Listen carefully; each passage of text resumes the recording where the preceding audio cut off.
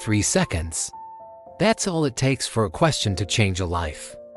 A single moment of silence. A single thought that refuses to disappear. Imagine a man with nothing, no title, no army, no riches, sitting beneath a tree, asking the question most people are too afraid to face: why do we suffer? That question, asked by a humble monk, would one day guide the world. He was not born famous. He was not born powerful. In fact, he was born into comfort that felt like a cage. From a young age, he noticed something others ignored. Even surrounded by beauty and abundance, he saw pain, he saw sickness, he saw aging, he saw death, and while others distracted themselves with pleasure, he felt restless. Something was wrong. If life was meant to be joyful, why was suffering everywhere? If wealth was the answer, why were the rich still unhappy? These questions haunted him, growing louder with time. Eventually, he made a decision that shocked everyone who knew him. He walked away from comfort, away from status, away from certainty. He chose the unknown. He chose humility. He chose to become a monk, not to escape the world, but to understand it. People called him foolish. Some laughed. Some pitied him. They said, "Why give up everything for nothing?" But he understood something most people don't. A full life means nothing if it lacks meaning. His journey was not romantic. It was lonely. He slept under open skies, endured hunger, and walked endless roads with blistered feet. He met teachers who claimed they had the truth, only to realize they were just as lost. He practiced extreme discipline, pushing his body to the edge, believing suffering itself might unlock wisdom. But even that failed him. Weak, starving, and close to death, he realized another truth: extremes do not lead to clarity. Balance does. That realization changed everything. He began to listen instead of force, to observe instead of resist, to sit still instead of chase answers. Day after day, he practiced awareness, watching his thoughts, his fears, his desires. He learned that suffering does not come from the world alone, but from attachment, from craving, from resisting reality.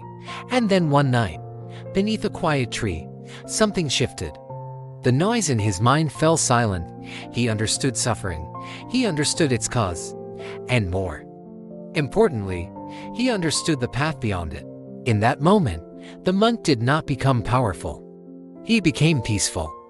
And peace, when genuine, is magnetic.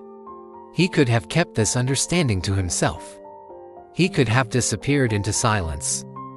But compassion pulled him back to people. He began to speak not in grand speeches, but in simple truths. He told people that suffering is part of life, but it does not have to control us. That anger burns the one who holds it, that greed never satisfies, that awareness, kindness, and discipline can transform a human life from the inside out. What made his words powerful was not complexity, it was clarity. Farmers understood him. Kings listened to him. Beggars felt seen by him. He didn't speak down to anyone. He didn't demand belief. He invited experience. "Don't follow me blindly," he said. "Test the truth for yourself." That humility made him unstoppable. Slowly, quietly, the monk became a guide, not through force, not through fear, but through example. Wherever he went, people noticed something different. He walked without arrogance.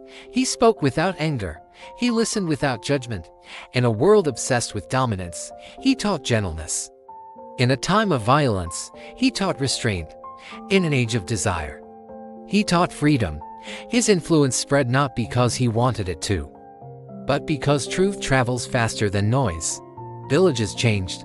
Conflicts softened. People began to look inward instead of outward. They learned that mastering the mind is greater than conquering land. That the strongest victory is over one's own ignorance. And still, he remained humble. He never called himself a savior. He never claimed perfection. He reminded everyone that the path requires effort, patience, and courage. He taught that life will still bring pain, but wisdom determines whether pain becomes suffering. He showed that real leadership begins with self-mastery. That peace in the world starts with peace in the individual. Years passed. His body aged. His steps slowed, but his message only grew stronger. Long after his voice fell silent, his teachings continued to guide millions. Across cultures, across centuries, across continents, man who owned nothing gave the world everything. And here is the truth this story leaves us with: you do not need permission to become a light. You do not need wealth to create impact. You do not need applause to live with purpose. The monk changed the world by first changing himself. Right now, wherever you are, whatever you're facing, remember this: clarity comes from stillness, strength comes from discipline, and influence comes from integrity. If you feel lost, that's not failure, it's the beginning of awareness.